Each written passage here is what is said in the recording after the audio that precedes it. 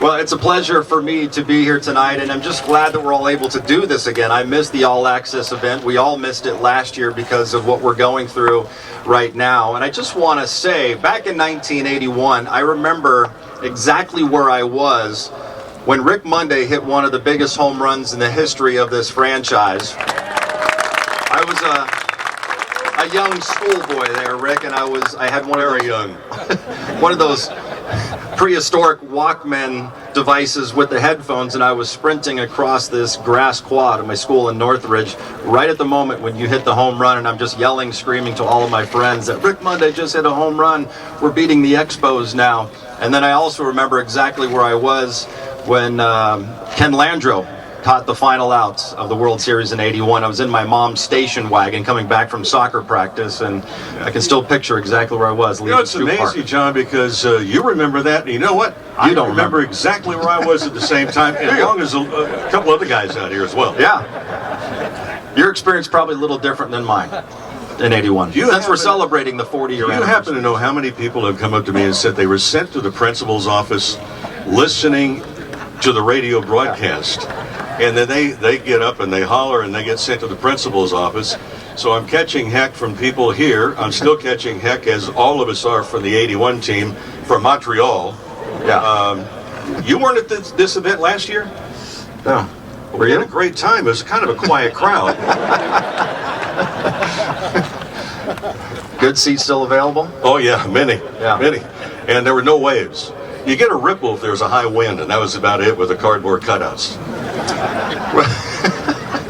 Well, it's great to be here with all of you tonight, and for you as well, or with you as well. This is great. Congratulations, you guys. Wow. Our next guest has a resume that is way too long to list because he's a giant in the film and television industry. He's a professor. He is an author. He does so many different things. Also part of the ownership groups for the Golden State Warriors, LAFC, Oklahoma City Dodgers, and of course, the Los Angeles Dodgers. Let's welcome Peter Guber.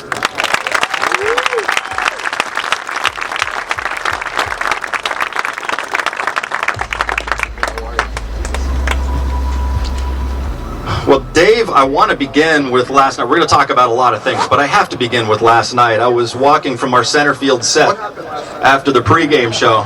You remember. That was awesome. And I'm walking with Ned Coletti along the concourse, and we just stopped over there just to watch the top of the first inning, and we both looked at each other and said, we've never seen anything like this, a game in the first week in August, the way the fans were electric, even before first pitch, all the way to final out, and our post-game show out there, it got a little R-rated at times afterwards, but still, it was so much fun. What was it like from your vantage point last night? I think...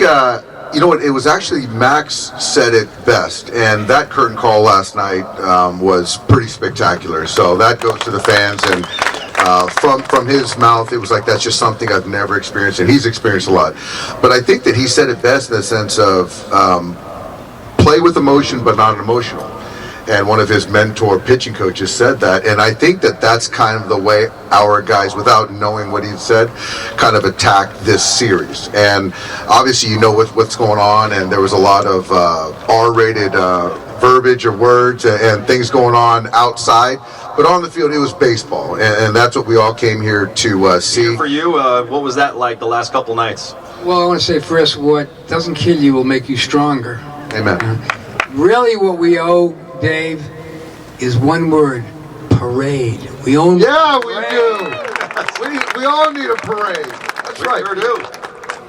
It's a pleasure to be here. You know, I've been involved with the Dodgers for many, many years, and the whole experience of being with a family of fans and friends, and realizing that a team is made up of lots of people on the field, behind the field, in the stands, in the broadcast booths, and when they all work together and they all believe, magic happens. Yeah. Rick? Dave, let me ask you this. You have competed at the highest level as a player, been successful as a manager. What was it like in the final out when you knew that there was not another out that you had to gain, not another team that you had to beat, and you're the only team left on the podium last year?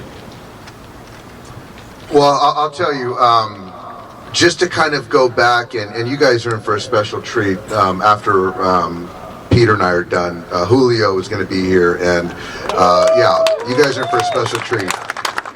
This is a guy that I've had a chance to watch really grow into a man, and such high, lofty expectations, and for him to kind of deal with some adversity, some injuries, and to be a frontline guy and to kind of continue to want to be the best in the game is fun for me to watch, and I feel very lucky in that. So as I gave him that baseball in the 7th inning, and it just watching his demeanor, and he could smell the finish line, and there was no way I was going to take him out of that ball game. So I think for me is just feeling his energy, watching his look, obviously watching the stuff come out of his hand, and he was only getting better. So to your question, Mo, it was like, just don't get ahead of yourself. Just don't get ahead of yourself. You're still trying to get an out, trying to get another out, and manage the game. And then when it all kind of came to the end, you know, you see the emotions, and just that little video that we saw, you just really don't know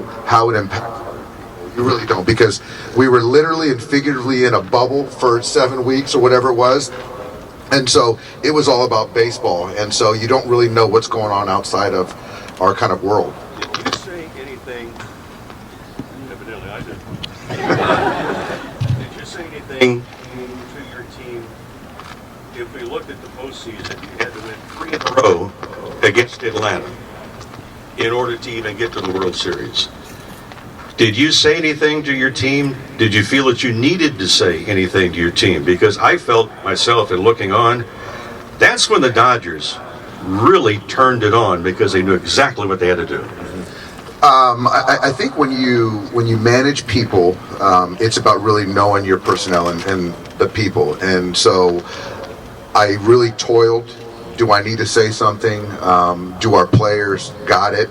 Are they going to figure it out? Are we doing things the right way? And can we win a ball game the next day? And for me, after that game, which I still can't believe that it played out as such, or that was after in the NLCS against the Braves, I just felt that we could win 3 baseball games. So I didn't feel like I needed to say something. And then just kind of fast forwarding after that game 4 in the World Series, where that was a tough one to swallow. And there was a text thread that I found out right afterwards that those guys kind of all came together and said, hey, let's figure it out together.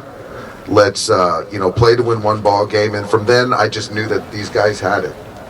And I think that players nowadays are more in tune with a narrative or what's going on, and they hear everything that I say. And so I just don't talk about injuries and adversities, because we all have them, whether it's as ball players, our club, in life. So it's like, truth of the matter is that no one feels sorry for the Dodgers. So it's like, I really don't care to talk about it. So I just say, we just got to keep going with the 26 guys we have this year and move forward. So I just don't allow for our guys to feel sorry for themselves. So anytime we throw it out there, and I understand what's going on, but I really don't care. We just have to win a baseball game that night, and then the next night we pick up the pieces and do the same thing again. So baseball players are wired differently, because as Peter said, you've got to kind of turn the page and respond to adversities, but it's different in the sense that you play 162.